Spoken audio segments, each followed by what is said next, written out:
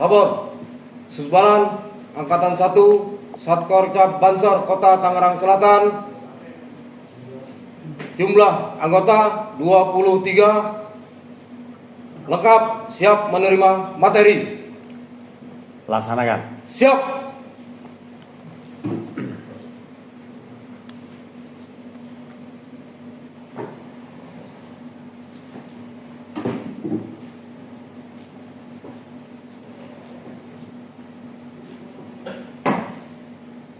Sahabat-sahabat, sebelum kita memulai materi, mari sama-sama kita membaca doa.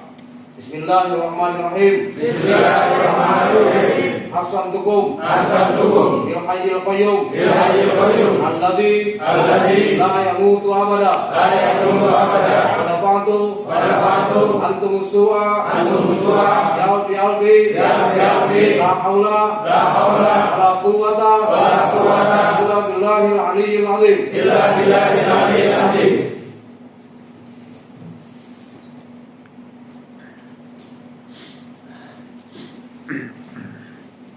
Lu istirahat. Gerak.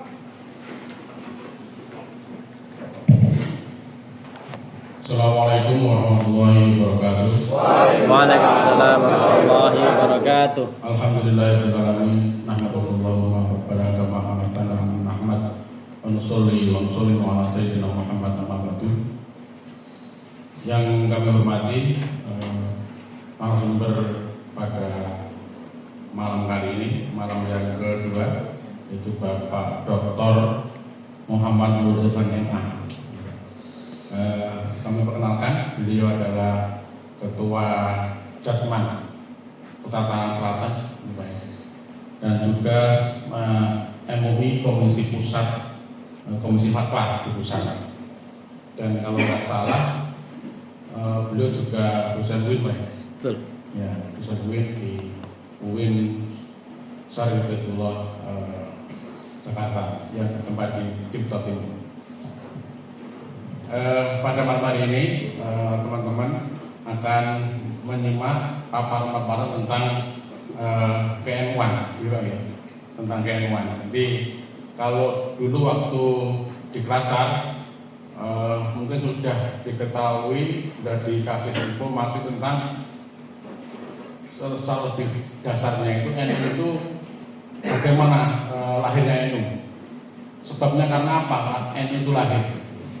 Saya kira itu sudah dipelajari ya, tapi mungkin tidak ada salahnya nanti Pak Kiai Nurul Irfan akan mereview ke belakang sebenarnya kenapa NU itu lahir, dan kalau tanggal macam-macamnya itu kan mudah dihafal ya, karena kan lahir itu kan pelajaran-pelajaran yang biasa. Tapi saya kira untuk mengulas NU lahir kenapa, itu saya kira sesuai dengan konteks kekinian. Karena pada sekarang hari ini, zaman sekarang ini, NU itu akan kembali ke masa lalu.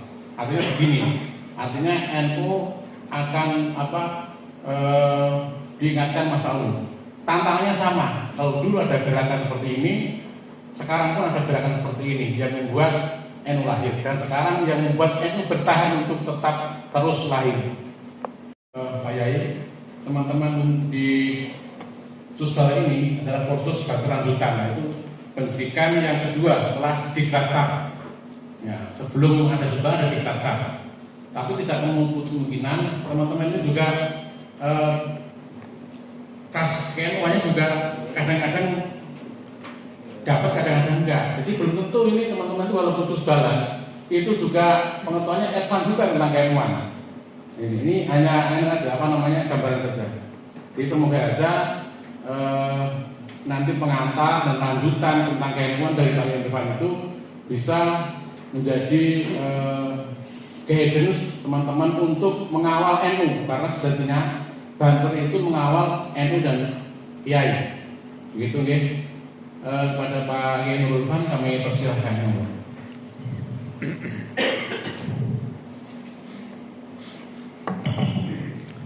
Assalamualaikum warahmatullahi wabarakatuh. Waalaikumsalam warahmatullahi wabarakatuh. Bismillahirrahmanirrahim. Alhamdulillahilladzi hadana li hadza wa ma kunna linahtadiya laula an hadana Allah. Asyhadu an la ilaha illallah wa asyhadu anna Muhammadar Rasulullah. Allahumma salli wa sallim wa barik ala sayyidina Muhammad ibn Abdullah wa ala alihi wa sahbihi wa mawalah, amma ba'du.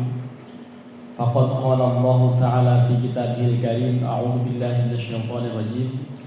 Ya ayyuhalladzina amanu taqullaha haqqa tuqatih wa la tamutunna illa wa antum muslimun.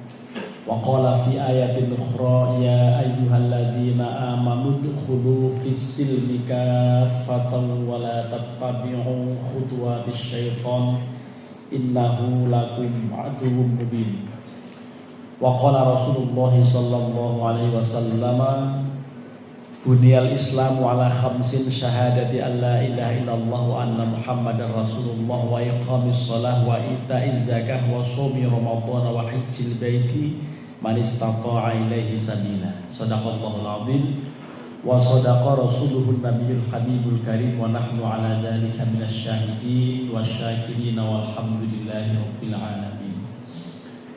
Pertama-tama yang kami hormati para pengurus dan para peserta susbalan ya. Ini hari kedua, malam kedua katanya. Mudah-mudahan Bapak semua saudara semuanya sehat walafiat dan bisa memperoleh berbagai wawasan, pengetahuan tentang berbagai hal terkait Nahdlatul Ulama.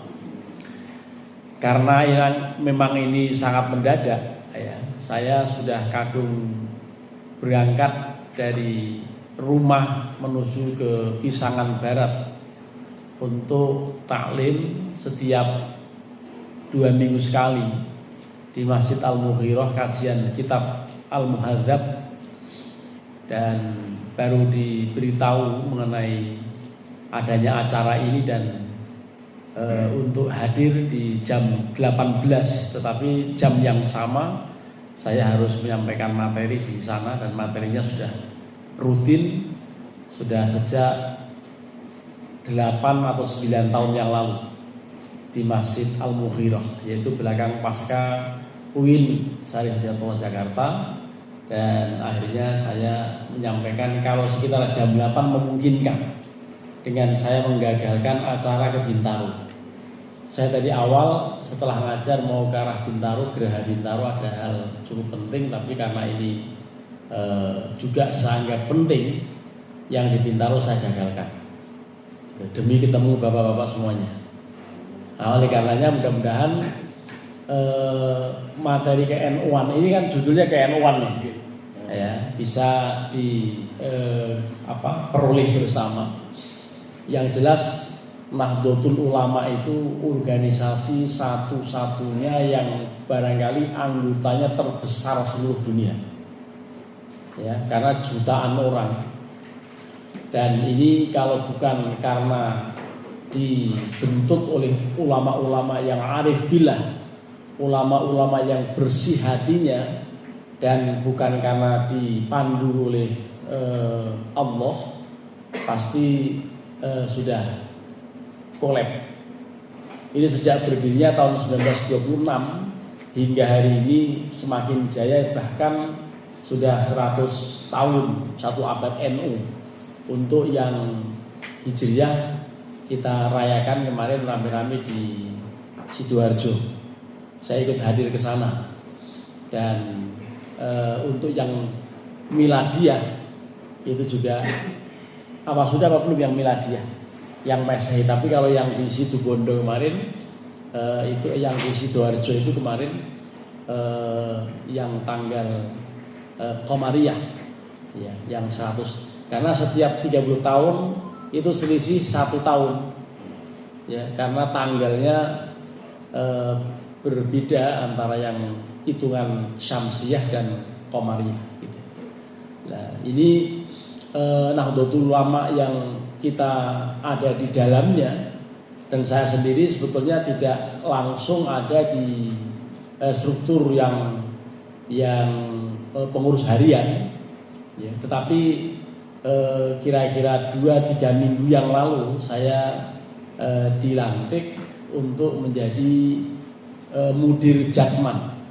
Jadi Jam'iyah Thariqah Nahdiyah ya untuk Tangerang Selatan. Kenapa saya dilantik? Karena memang sudah terdaftar menjadi bagian dari Rois untuk pengurus wilayah Banten, dan bahkan pernah ikut hadir dalam pelantikan yang pusat dilaksanakan di pesantren Berjan Purworejo beberapa saat yang lalu, sehingga saya merasa terpanggil. Tetapi karena saya hanya mudir, di atas mudir ada yang namanya Rois, dan Rois ini saya mohon Kiai Muhammad Sodik asal dari Lamongan, dan beliau memang ahli thariqah dan mursyid thariqah. Bahkan beliau ini setahu saya dan juga teman-teman yang lain itu sejak SMP, sejak sanawiyah hingga hari ini tidak pernah makan siang, artinya terus puasa, ya tiap hari puasa sampai hari ini. Nah, ini menunjukkan bahwa di NU ini banyak ulama-ulama yang dalam hal riyadhah, dalam hal mendekatkan diri kepada Allah itu serius. Nah, apalagi di awal-awal ketika NU didirikan itu tujuannya supaya memiliki wadah yang diridhoi Allah, dan ini syaratnya oleh Syekh Khalil Bangkalan.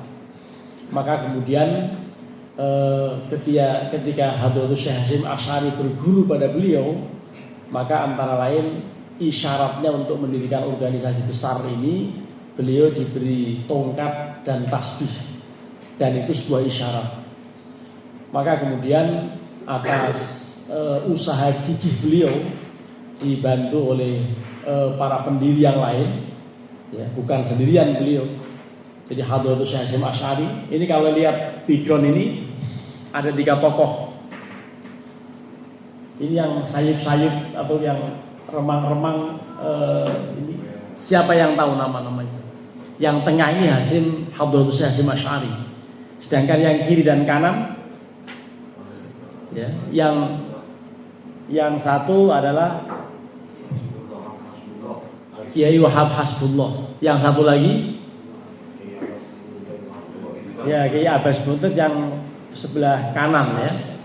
Jadi ini tokoh-tokoh besar yang bukan hanya alim soal ilmu agama, tetapi arif billah, bahkan memiliki keistimewaan luar biasa.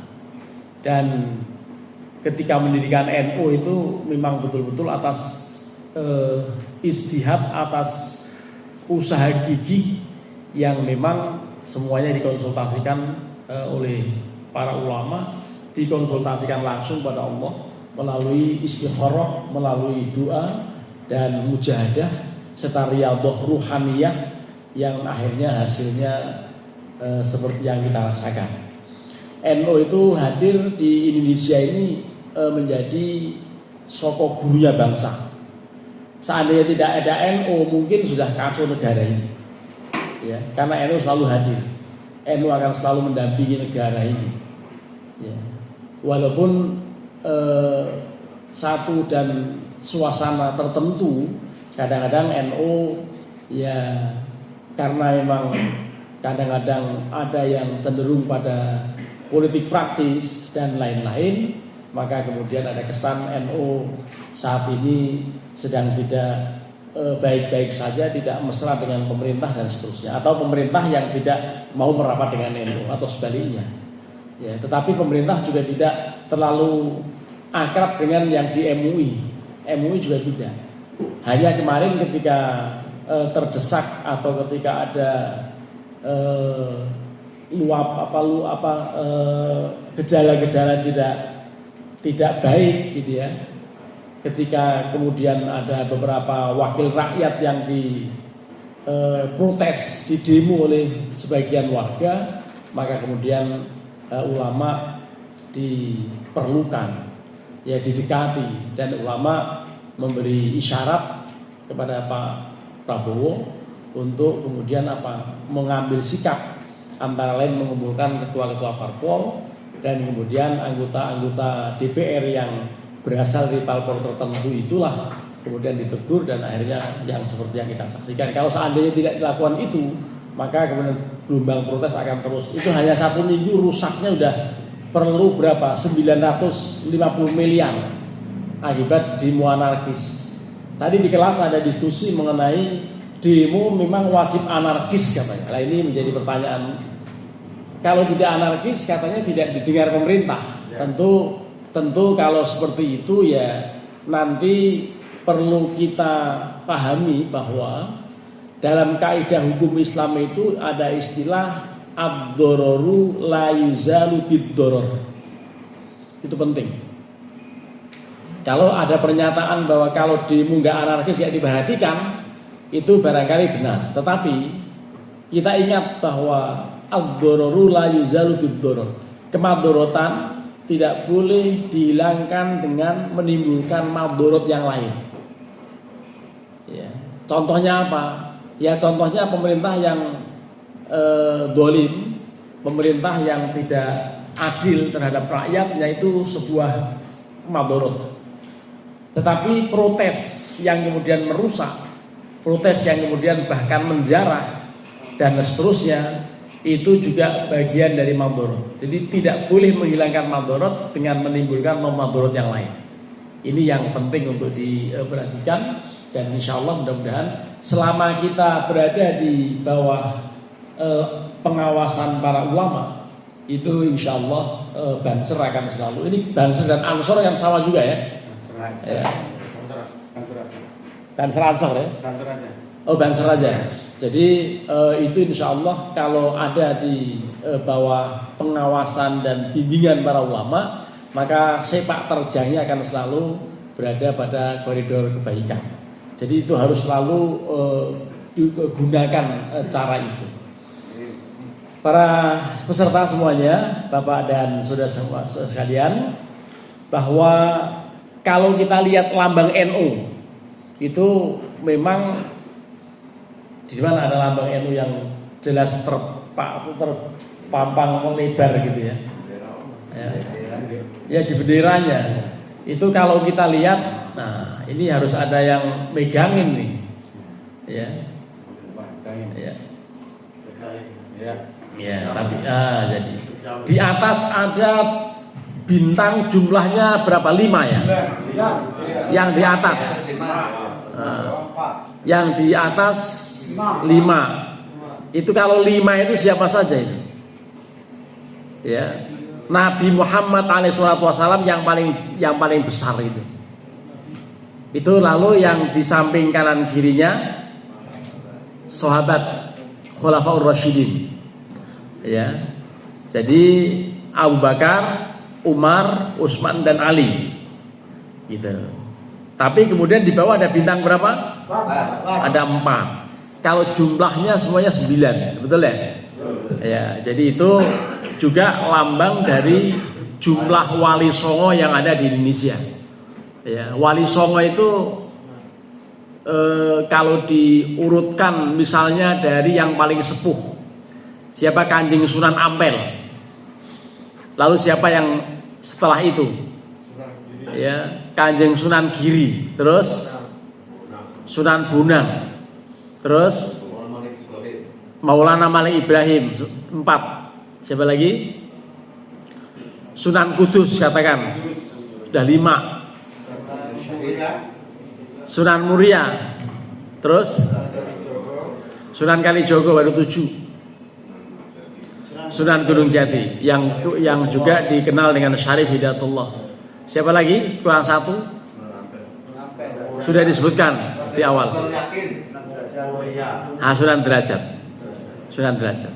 Ini wali songo itu pastinya ulama-ulama yang hebat sekali dan dilambangkan dengan bintang 9. Ya. Kata-kata Nahdlatul Ulama itu 2 kata itu, Nahdlah dan Al-Ulama. Nahdoh itu berasal dari kata-kata nahado yanhadu nahdotan atau nihadot atau nahdotan itu artinya kebangkitan. Al ulama itu ulama. Ulama itu dalam bentuk bahasa Arab itu jamak dari alim. Alim itu seorang ulama, seorang yang alim gitu, satu orang saja. Tapi kalau alimani itu dua orang alim. Lalu ulama adalah beberapa orang alim. Jadi kata ulama kalau dalam bahasa Arab itu jamak. Kalau dalam bahasa Indonesia sering disebut seorang ulama. Ya, artinya kata-kata ulama kalau bahasa Indonesia itu seakan-akan tunggal. Padahal kalau dalam bahasa aslinya bahasa Arab itu banyak, lebih dari 3, lebih dari 2 gitu. Itu kata-kata ulama sama dengan malaikat. Malaikat itu bahasa Arab, kalau dalam bahasa Arab malaikat itu jamak. Tetapi kalau dalam bahasa Indonesia seorang malaikat gitu. Itu hubungannya gitu lah. Kalau kita lihat juga itu dunia, memang NU itu mendunia, ada di mana-mana, ada beberapa cabang khusus, cabang istimewa di berbagai tempat luar negeri. Itu kemudian diikat dengan tali. Talinya tidak disingset. Bisa dilihat kan? Tali itu memang sengaja tidak dibikin kenceng. Supaya apa? Supaya NU itu moderat. Supaya NU itu jangan kenceng seperti orang yang marah, tetapi orang yang ramah. NU itu karena memang simbol dari rahmatan lil alamin, maka talinya juga kendor begitu. Ya, supaya bisa ditali ulur. Supaya seperti main layangan. Jadi kadang ditarik kayak mancing juga, ya jangan terlalu kencang terus nanti bisa putus, tapi harus ditarik ulur, tali ulur. Itu dalam berpikir juga begitu. Kalau orang terlalu kencang, terlalu ekstrim, itu munculnya nanti menjadi orang yang radikal, gitu ya. Saya silakan boleh beristirahat, capek kalau ini karena harus megangin terus ya. Ini kaitan dengan tali lambang Nahdlatul Ulama yang tidak disingsetkan, tidak diikat mati, itu supaya kita ini menjadi orang-orang yang apa? Yang tasamuh, yang toleran, jangan yang kaku, jangan yang punya prinsip sumbu pendek. Sumbu pendek itu ya gampang marah. Dan saya kebetulan sudah sejak tahun 2016 itu dilibatkan untuk menjadi narasumber ya di Badan Nasional Penanggulangan Teroris di BNPT. Dan saya sering berdialog dengan teman-teman di sana, dengan mantan-mantan teroris itu, bahwa memang pola pikir sebagian merekanya tidak seperti orang-orang NU yang bisa moderat. Tetapi kecenderungannya pada keras-keras, apalagi yang memang belum mau menerima program deradikalisasi. Ini menunjukkan bahwa NU itu memang dari awal sudah dikonsep oleh para ulama, didesain supaya tidak menjadi orang yang aliran sumbu pendek, tetapi orang yang gampang tasamuh, yang toleran, yang inklusif bukannya eksklusif, ya gampang menerima ide pendapat orang lain, terlebih lagi ulama. Dan kalau ada orang yang membantah, ada orang yang tidak sepakat dengan perintah kiai, perintah ulama, maka itu dipertanyakan ke-NU-annya. Nah itulah maka sifat Nahdlatul Ulama itu perjuangannya selalu ada di konsep di bawah konsep rahmatan lil alamin. Dan memang itu kita dalam Islam ini anjurannya memang betul-betul untuk selalu memahami tasamuh pada pihak lain. Lah oleh karenanya kita mesti berbangga ya, NU yang kita miliki ini itu tidak ada di tempat lain. Ya, ketika itu ada orang-orang yang mau belajar dengan NU di Indonesia, sampai kemudian belajar beberapa saat di UGM atas rekomendasi PBNU ketika itu. PBNU yang periode dulu, orang-orang Pakistan itu sampai juga tahu lagu Yalal Waton, bahkan ikut menyanyi, ya, tahu juga mengenai lagu Indonesia Raya, yang intinya kemudian mereka pengen sekali belajar dari orang-orang Nahdlatul Ulama bagaimana cara mendamaikan pertikaian di negaranya. Jadi di Timur Tengah itu banyak ulama-ulama yang kalau mengarang kita berjilid-jilid, tetapi kalau warganya berantem nggak bisa mendamaikan. Nah, kalau di sini tidak jarang ulama-ulama yang punya karya yang gede-gede kitabnya, tetapi kalau ada masalah turun ke lapangan, turun ke masyarakat, dan akhirnya apa? Akhirnya bisa mendamaikan suasana yang terjadi di masyarakat. Ya, jadi Nahdlatul Ulama kita harus terus rawat, kita harus terus jaga. Ini organisasi satu-satunya yang betul-betul pendiriannya melibatkan banyak tokoh ulama, bahkan melibatkan Allah, ya, untuk mendirikan organisasi sebesar ini yang memang kemudian menjadi barometer negara kita ini. Ya, orang-orang yang hebat sekali bisa merapat ke pusat itu kalau menjadi pengurus inti itu ngurus NU itu insya Allah pasti mendapatkan berkah karena sudah jaminan, termasuk kita-kita yang di Banser, termasuk yang di Jatman. Pokoknya kalau niatnya mengurus NU itu akan dianggap oleh Mbah Hashim sebagai santri beliau. Amin. Dan kalau menjadi santri beliau insya Allah wafatnya husnul khotimah. Ini bagian dari yang sering didoktrinkan pada kita, dan kita jangan ragu lagi. Jangan ragu lagi mengenai ke-NU-an kita ini, harus terus kita rawat, kita jaga, istiqomah, ya. Karena yang paling inti dalam agama ini istiqomah. Ya, itu dalam satu hadis dikatakan, ya Rasulullah, saya mau bertanya kepada engkau tentang sesuatu yang tidak mungkin saya tanyakan pada pihak lain. Maka jawaban Rasulullah, qul amantu billah tsumastaqim. Katakan saya beriman pada Allah, kemudian istiqomah. Nah, istiqomah ini menjadi kunci keberhasilan dalam berjuang dimanapun. Menjadi apapun istiqomah, gitu. Istiqomah itu apa? Bukan singkatan dari ikatan suami satu istri kalau di rumah. Bukan itu. Ya, itu kan ada yang melihatkan begitu, singkatannya itu ikatan satu istri, ikatan suami satu istri kalau di rumah. Nah, kalau di luar entah berapa nggak tahu gitu. Ya, jangan mempelesetkan istiqomah itu ya. Tapi istiqomah itu apa? Kekeh. Istiqomah itu berpegang teguh pada prinsip-prinsip kebenaran. Dan dengan istiqomah itu nanti insya Allah kita meninggal husnul khotimah. Itu memang menjadi tujuan kita. Ya, karena tujuan kita itu sesuai dengan satu kaidah ish kariman au mut syahidan, hidup mulia atau mati syahid. Itu moto kita semuanya. Jadi ish kariman, hidup mulia, kemudian mati syahid gitu. Tapi mati syahid itu kadang-kadang kelihatan konyol, kelihatan mengenaskan. Seperti teman-teman santri yang di Buduran Sidoarjo itu, ketika sedang sholat jamaah asar kemudian gedungnya runtuh atau cor-corannya beton di atasnya runtuh, itu sebetulnya mereka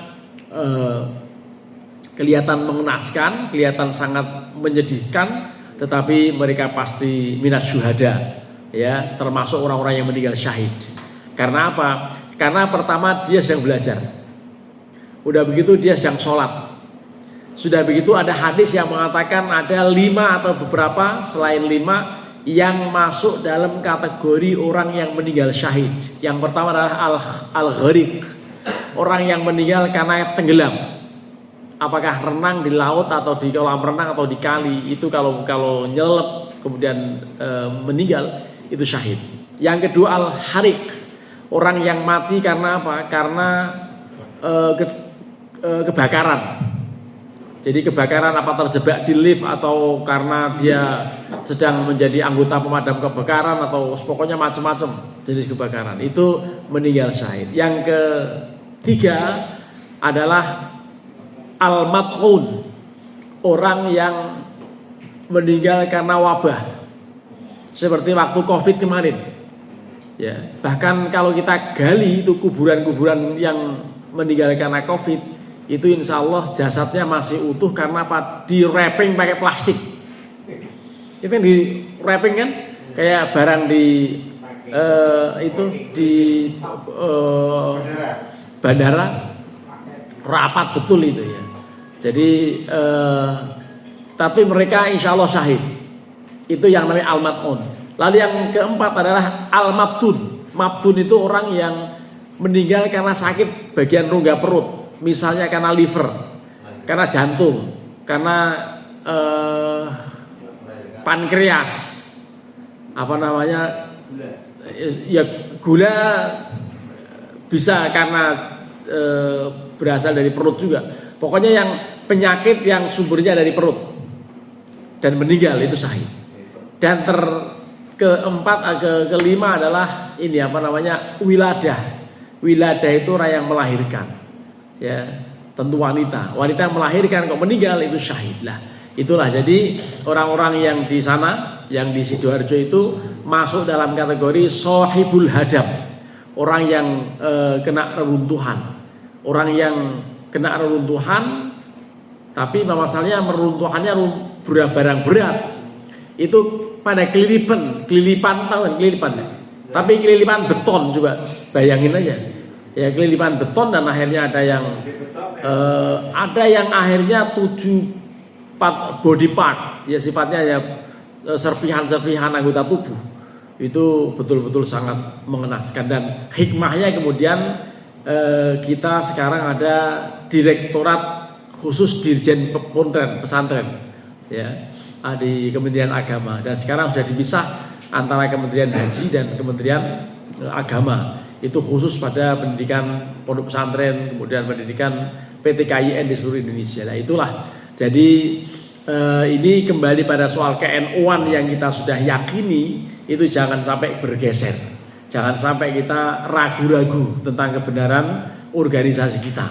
Dan kita harus istiqomah ikut derek para ulama yang sudah bermujahadah, berjihad mendirikan Nahdlatul Ulama ini. Jadi kebangkitan para ulama, dan memang itu menjadi isyarat akan kemerdekaan Indonesia setelah berdirinya Nahdlatul Ulama. Itu terjadi pada tahun 1926. Jauh sebelumnya Kiai Haji Ahmad Dahlan yang sama-sama berguru dengan Kiai Soleh Darat dengan Mbah Hashim juga itu mendirikan organisasi yang mirip, yang sama di Jogja, organisasi Muhammadiyah. Tapi kemudian tahun berikutnya, ya beberapa tahun berikutnya tentunya, karena 1912 itu Muhammadiyah berdiri, lalu 1926 itu NU Nahdlatul Ulama didirikan. Ini atas inisiatif ya Mbah Hashim Asy'ari, tentu oleh ulama-ulama yang lain, dan ini betul-betul organisasi yang luar biasa, dan insya Allah negara ini akan adil makmur, gemah ripah loh jinawi toto titi kentut terentem tertolak harjo selama masih ada NU. Ya, tapi kalau sudah NU diacak-acak, sudah NU tidak ada mendampingi negara lagi, tunggu kehancurannya. Oleh karenanya kita harus selalu ada, kita harus selalu hadir, dan kita harus selalu sepakat berada di dalam rumah besar Nahdlatul Ulama yang kita miliki. Nah, oleh karenanya sekali lagi bahwa kita jangan sampai ragu-ragu, kita terus harus mengawal ya kepentingan para ulama yang mukhlis ya. Karena memang kalau bicara oknum tentu ada orang yang hanya memanfaatkan keberadaannya dalam NU. Makanya kalau yang paling bagus itu hidupkanlah NU, jangan sampai cari hidup di NU. Itu begitu. Muhammadiyah juga begitu. Ya saya pernah dengar atau saya pernah hadir dalam satu pengajian Muhammadiyah.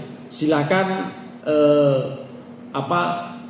hidupkan Muhammadiyah, tetapi jangan sampai cari hidup di Muhammadiyah. Itu artinya sama, ya sama itunya. Motifnya sama dan tujuannya juga sama. Ya dalam rangka untuk mendampingi negara ini supaya berjalan dalam keadaan baik. Dan selain itu juga di Indonesia ini ada yang namanya organisasi besar yang juga sangat diperhitungkan adalah Majelis Ulama Indonesia. Itu meliputi ulama-ulama yang ada pada organisasi yang ada dari NU, ada dari Muhammadiyah, ada dari Persis, dari berbagai organisasi yang terhibur dalam anggota Majelis Ulama Indonesia. Saat ini ya MUI sedang mau Munas ya. Nanti disusul NU juga akan Munas ya pada tahun 2027 dan nanti insya Allah itu semuanya memang ritual tiap 5 tahunan ya. Ketika itu ada yang hadir di Lampung, ada yang ikut hadir sebelum ini ya, ada yang hadir, saya juga hadir ke sana. Nah, nanti insya Allah tahun 2027 entah di mana ya akan dilaksanakan musyawarah atau konvensi ya Kombes Nahdlatul Ulama. Baik, ini sementara untuk mengerti mengenai ke-NU-an kita ini, jangan sampai ragu. Dan apa ciri NU itu? Ya tahlilan. Jangan sampai nganggap tahlilan bid'ah. Juga berjanjenan, manakiban.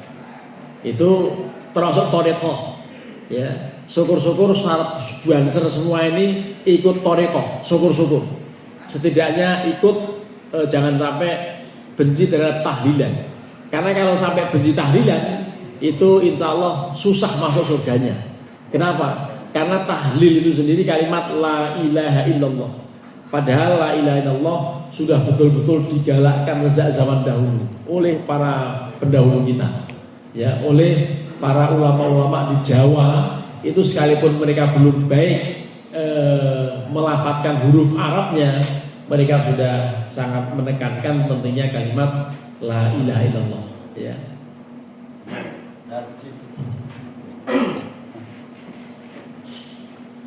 Ya, ini terakhir disampaikan bahwa pentingnya kalimat la ilaha illallah terkait dengan tahlilan, karena halala yuhallu tahlilan itu ya kalimat la ilaha illallah. Itulah yang disebut dengan miftahul jannah. Ya, kuncinya surga.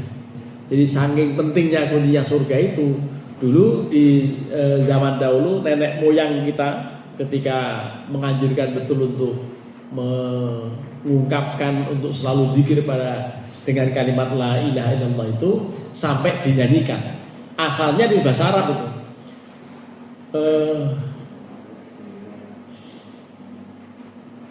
Kalimatnya uslub batna la ilaha illallah Muhammadur Rasulullah la na'budu illa iyyah mukhlisina lahuddina walau karihal kafirun. Aslinya bahasa Arab. Tetapi orang-orang Jawa kan belum bisa ngomong Arab. Akhirnya diterjemahkan dengan sluku-sluku Bato. Ya, ini sebagian mungkin tahu ya. Sluku-sluku Bato elo siromo menyang sululeh oleh payung mudra majendit lolo bahu wong mati ora ubayen ubah medeni bocah yen urip golek duit yen waras golek beras. Ini sebetulnya ada maknanya. Ya. Usluk batna, latihlah perutmu dengan berpuasa. Ya. Jadi menjadi sluku batok ini. Ini maksudnya apa? Batok kepala kita ini suruh menjalankan dengan kalimat tahlil. Makanya kalau tahlil jangan hanya geleng-geleng seperti kipas angin, tapi ada rumusnya itu la ilaha illallah. La ilaha illallah. La ilaha itu ditarik ke atas terus ke kanan lalu tembakkan ke jantung. Itu supaya apa? Supaya nanti pada saat kita akan dipanggil oleh malaikat Mikail malaikat Israel itu bisa mengucapkan kalimat itu. La ilaha illallah. Itu. Jadi la ilaha illallah, la ilaha illallah. Syukur-syukur setiap habis sholat 165 kali. Itulah thariqat Al-Qadiriyah dan Naqsabandiyah. Itu penting betul. Nanti kalau sudah di atas 50 tahun, anjurannya masuk thariqat. Supaya apa? Supaya ada zikir. Zikirnya punya rumus, zikirnya punya yang dianut, ada mursyidnya, supaya terarah dengan baik. Dan itulah. Jadi memang betul-betul dalam NU ini lengkap ya, berbagai macam ajaran, termasuk ya membaca sholawat, berjanjenan, juga termasuk manakiban dan lain-lain. Ini semuanya ritual-ritual yang selalu hidup di masyarakat. Bahkan di masyarakat kita ini, kalau ada orang meninggal, mendoakannya sampai 7 hari berturut-turut. Dulu waktu awal-awal saya di Jakarta, dari Magelang ke sini, ada juga teman-teman yang tidak sepakat dengan tahlilan itu, masih ikut itu bid'ah segala macam. Akhirnya tahu bahwa tahlilan di Jakarta itu ada beseknya, termasuk ada amplopnya, yang tadinya nggak pernah tahlilan jadi tahlilan, ya karena ada amplopnya itu. Nah, jadi itu menjadi pertanyaan lebih lanjut. Demikian yang bisa disampaikan. Saya kembalikan pada pembawa acara. Kalau diperlukan dialog silakan. Kalau tidak ya nggak tahu acara berikutnya. Tapi sebagian tampaknya sudah kekenyangan dan cirinya kemudian ngantuk, gitu kan? Karena ngantuk itu nikmat betul. Lebih nikmat dari ngantuk tidur, dan lebih nikmat dari tidur itu meninggal. Nah, karenanya kalau pengen nikmat segera meninggal, gitu ya. Tapi jangan sampai meninggal kecuali dalam beragama Islam, gitu ya. Jadi ini orang yang sudah pada meninggal itu baru sadar. Itulah Imam Ali mengatakan nasuniyamun wa idza matu intabahu. Orang ini semuanya tidur, ketika sudah meninggal baru sadar bahwa ternyata meninggal itu memang benar ada, gitu ya. Terima kasih. Saya kembalikan pada pembawa acara. Terima kasih kepada Pak Nurul Husain yang telah memberikan masukan kemah. Izin Pak Nurul Husain, sebenarnya yang sekarang ini yang di Banser, gitu kan. Banser itu adalah kader inti daripada Ansor. Jadi mereka itu adalah bagian dari Ansor dan kader inti. Karena kader inti itu ya mendobrak segala yang ada di Ansor, kebekuan macam-macam, dan khususnya mendobrak yang ada di NU. Di semua yang ada di NU itu dijaga oleh Banser. Jangankan NU, NKR juga dijaga. Dan salah satu ciri-ciri orang yang NU, izin Pak Irfan, itu adalah sudah mengamalkan tahlilan. Saya kira teman-teman sini udah tahlilan udah kenyang kan. Artinya kenyang kalau pulang itu udah besek kan, atau makan itu pasti itu. Ciri-ciri NU itu adalah perutnya pasti gendut. Lihat, perutnya pasti gendut. Karena apa? Suka makan malam. Jelas saya ini orang-orang yang pasti suka gendut. Kalau kurus berarti memang agak suka makan malam. Tapi rata-rata orang itu perutnya buncit-buncit karena suka makan malam, gitu kan. Suka kenduren, suka pokoknya yang makan suka teman-teman dia ini. Nah, itu pasti kayak gitu. Udah makan malam, tidur, gitu kan. Yang kedua itu kalau ber-NU itu ala Banser itu adalah gerakan. Gerakannya aja sudah kenuan, contohnya menjaga NKRI itu kan perintah dari NU ya Pak ya.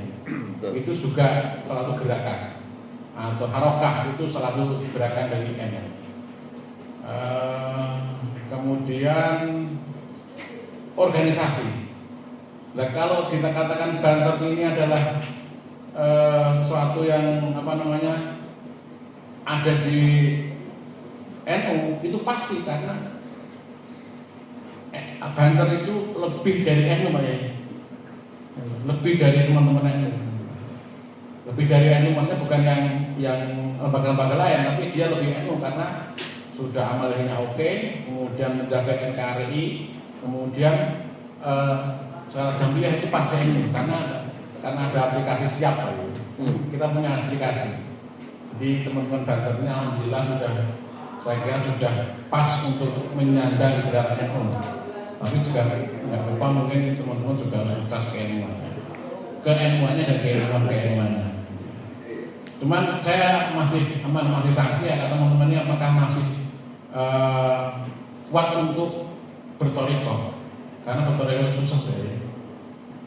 Di Tangsel itu juga toriko itu izin kurang berkembang menurut saya ya, karena memang belum ada gerakan-gerakan secara masif tentang gerakan toriko. Padahal kalau udah toriko itu pasti NU, karena nggak ada orang yang NU itu tanpa toriko, dan kalau orang yang di toriko itu bukan NU.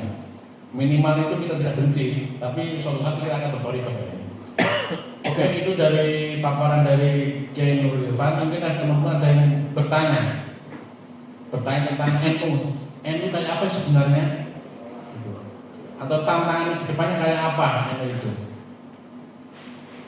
Atau mungkin nggak paham mungkin? Ya. Saya juga bingung ini, apa namanya kader KNU-an teman-teman secara materi ya, bukan secara amaliah ya. Karena saya yakin itu kayak sampai di mana.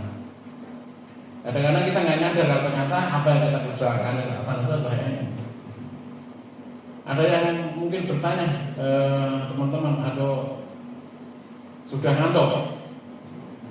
Jadi izin Pak Im, teman-teman Banser ini kan mereka kalau pagi itu ada latihan baris, bahkan tidak kemungkinan teman-teman dihukum dengan jongkok kemudian merangkak karena kesalahan mereka sendiri. Jadi mungkin malam ini mungkin kecapean, habis makan, kemudian pokoknya pemerintah ini baru malam kedua ya. Besok masih ada malam. Berapa lama ya? Sampai hari Minggu. Minggu mereka itu tidak tidur malam Minggu karena ada istilahnya itu saraka malam. Jadi dari Minggu sampai mungkin siang baru selesai. Dan jangan lupa ini materi dari Pak Yai nanti dicatat lagi di lesung karena nanti ada namanya membuat sumur. Jadi Pak Yai dan nanti apa yang disampaikan oleh Pak Yai itu nanti akan menjadi bahan teman-teman di sini untuk membuat semacam artikel kecil lah, artikel ilmiah lah, untuk syarat kelulusan. Jadi berat kalau seperti itu adalah membuat resume. Siap-siap. Kalau nggak ada yang bertanya, saya ucapkan tadi, ya terima kasih pada Pak Nurul Irfan, jazakumullah khairan katsiran, dan tidak ada yang kita patut persembahkan kecuali terima kasih sebanyak-banyaknya. Demikian dari saya. Wassalamualaikum warahmatullahi wabarakatuh. Waalaikumsalam. Tambahan sedikit ya, saya kira-kira 4 atau 5 bulan yang lalu ingat dengan doa yang tadi, hasantukum bil hayyil qayyumil ladzi la yamutu abada wa dafa'tu anhum su'a bi alfi la haula wala quwwata illa billahil aliyil azim. Ini saya mendapatkan ijazah dari Kiai Abdul Hanan Maksum di Kediri. Ya, dan saya mendengar, saya melihat santri-santri di sana mengamalkannya setiap habis sholat. Ya, dengan kalimat tadi, setelah baca sholawat Bahriyatul Kubro, kemudian disambung dengan hasantukum bil hayyil qayyumil ladzi la yamutu abada wa dafa'tu anhum su'a bi alfi la haula wala quwwata illa billahil aliyil azim. Ini hizib ya. Ini penting betul untuk selalu diamalkan. Dan saya setiap hari Sabtu pagi selalu membaca bersama jamaah, bukan hanya zikir itu, tetapi ada 45 bacaan yang lain dalam rangkaian istighosah. Dan istighosah ini juga akan saya baca sebulan sekali. Sudah dilakukan kemarin perdana. Saya kebetulan tahun ini diangkat menjadi kepala pusat ma'had di UIN ya. Jadi ma'had atau pondok pesantren yang UIN punya pondok pesantren jumlahnya 6, santrinya sekitar 1000. Itu mahasiswa-mahasiswa baru yang menjadi santrinya, dan saya ada amanat untuk itu. Dan karenanya kemudian istighosah itu selalu dijalankan. Antara lain bacaan tadi, bacaan doa yang hasantukum bil hayyil qayyumil ladzi la yamutu abada wa dafa'tu ankum su'a bi alfi la haula wala quwwata illa billahil azim. Ini terus diamalkan, ini insyaallah mendapatkan keberkahan. Terima kasih. Wallahul muwaffiq ila thoriq.